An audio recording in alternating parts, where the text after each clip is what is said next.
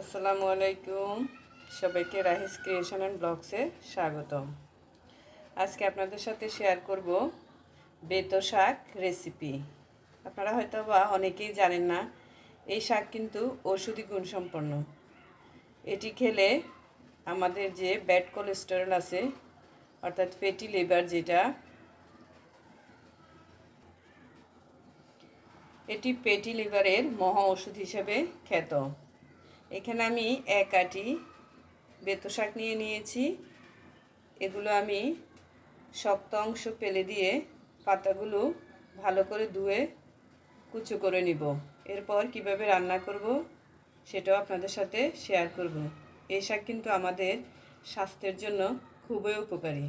শীতকালে এই শাক পাওয়া যায়, আপনারাও চেষ্টা করবেন এই শাক খাওয়ার জন্য। দেখুন এর পাতাগুলো কীরকম, একটু তুলসী গাছের যে পাতা হয় সেটার মতোই। আমি এখন এগুলো ধুয়ে কেটে নেব। শাকগুলো আমি বেছে পরিষ্কার করে ধুয়ে নিয়েছি। এখন দেখুন এভাবে কুচি কুচি করে কেটে নিচ্ছি।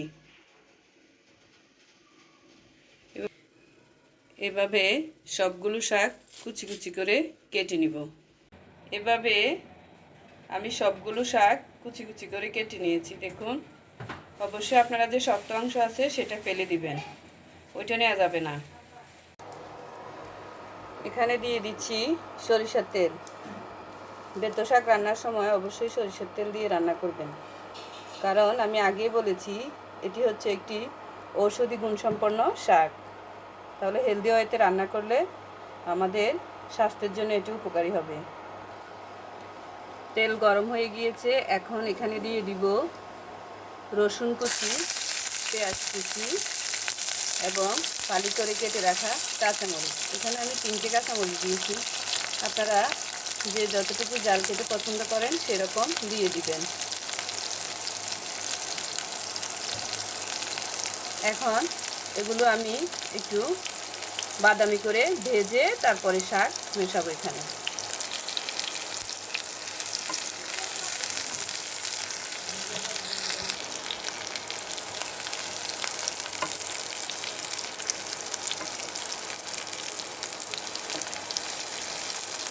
আমি এরকম ব্রাউন কালার করে ভেজে নিয়েছি। এখন এখানে দিয়ে দিব শাক, সেই বেতো শাক।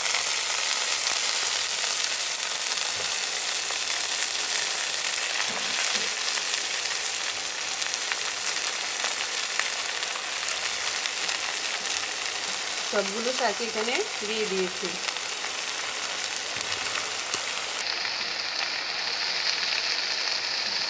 এবার এগুলো ভালোভাবে নেড়ে দিব। এই শাকে এক্সট্রা কোনো পানি মিশাতে হবে না, এখান থেকে পানি বের হচ্ছে, আপনারা দেখতে পাচ্ছেন পানি বের হচ্ছে। এই পানিতে কিন্তু শাকটা সিদ্ধ হয়ে যাবে। আর আমি শুধুমাত্র এখানে পেঁয়াজ, রসুন এবং কাঁচামরিচ ফালি করে কেটে দিয়েছি। তারপরে দিয়ে দিব লবণ। এছাড়া আর কোনো মশলা এখানে দেব না। আমি শাকে কোনো প্রকার হলুদ ব্যবহার করি না, এমনিতেই শাকটা খেতে অনেক টেস্টি হয়। এখন আমি এখানে দিয়ে দিব পরিমাণ মতো লবণ। শাক থেকে অলরেডি পানি ছেড়ে দিয়েছে। এই পানিতে আমি আস্তে আস্তে করে শাকটা শুকিয়ে নিব। আর আমি এখানে পরিমাণ মতো লবণ দিয়ে দিয়েছি। লবণটা দেখে দিবেন, কারণ আমাদের এখানে যতটুকু শাক দেখেছেন এখান থেকে অনেকটাই কমে যাবে, অল্প একটু শাক হয়ে যাবে। আমি আগে বলছি শাকটা কিন্তু অনেক নরম আর খেতে কিন্তু অনেক সুস্বাদু হয়। সবাই বাসায় এটা ট্রাই করবেন, কারণ এই শাকে কিন্তু অ্যান্টিঅক্সিডেন্টে ভরপুর। এটা খেলে আমাদের এই শাক খেলে কিন্তু আমাদের ফ্যাটি লিভার অনেকটাই কমে যাবে। নিয়মিত আপনার খাদ্য তালিকায় এই শাক রাখতে পারেন। রান্না যদি আপনার ভালো লাগে তাহলে প্লিজ আমার চ্যানেলটি সাবস্ক্রাইব করবেন এবং ফেসবুক থেকে দেখে থাকলে একটা ফলো, লাইক এবং শেয়ার দিয়ে রাখবেন। আর রান্না করে খেয়ে অবশ্যই আমাকে কমেন্টস করবেন। দেখুন শাক অনেকটাই কমে এসেছে এবং শাকটা তেলের উপরে উঠে এসেছে। এভাবে তেলের উপরে একটু ভাজা ভাজা করে নেবেন, যাতে একটু পানি না থাকে, তাহলে শাকটা খেতে অনেক বেশি ভালো লাগবে। আমার রান্না শেষ। এখন আমি এটি আপনাদেরকে সার্ভ করে দেখাচ্ছি। এই শাকটা কিন্তু অনেক টেস্টি হয়। সবাই অবশ্যই বাসায় বানিয়ে খাবেন আর আমাদের জন্য দোয়া করবেন। আজ এ পর্যন্তই। আল্লাহ হাফেজ।